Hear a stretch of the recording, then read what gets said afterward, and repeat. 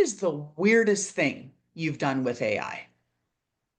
The weirdest thing. Boy, I don't know about that. I would say a couple things. One, I've used it to be to help me be a better medical advocate. In other words, when it comes to health, instead of just taking what the experts say and trusting it, I've actually used AI to analyze things and to take a look at things. Probably the weirdest one I ever did, and I don't know a lot about it, but it was funky and weird, and it actually made sense.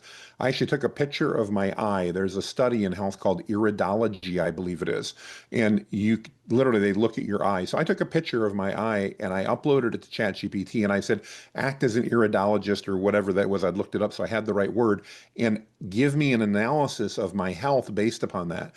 And I got to tell you, it was amazingly accurate and helpful, literally just based upon the image that I took of my eye, using that practice of iridology and scanning it. Amazing. Now, more practical, but still a little bit weird for some people. We just went through Mother's Day and I had to write something for my wife because she's the best mother I know. She's the mother of her kids. I love her to death. But I'm not real good at that sappy stuff and that romantic stuff. In fact, my wife and I were just talking after being married for 20 some years. She says, I just had to learn you weren't the romantic type. It's just not me. But I went into ChatGPT and I said, it's Mother's Day. I really want to write something meaningful for my wife. I want to share some stories. I want to reflect on some of the things that we've experienced over our 23 years that we've been together. And I shared a lot of that. I mean, literally, I spent probably 10 minutes sharing different stories, talking about our children, our grandchildren. And I asked it to put together a letter for Mother's Day that I could give to my wife. And I did. Now, she knows me very well. She knows absolutely I use ChatGPT to help me do that.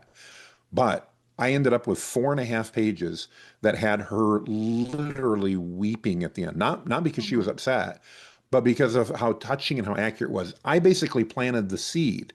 I'm not a writer. I don't know how to write well. That's not me. It's not how God made me.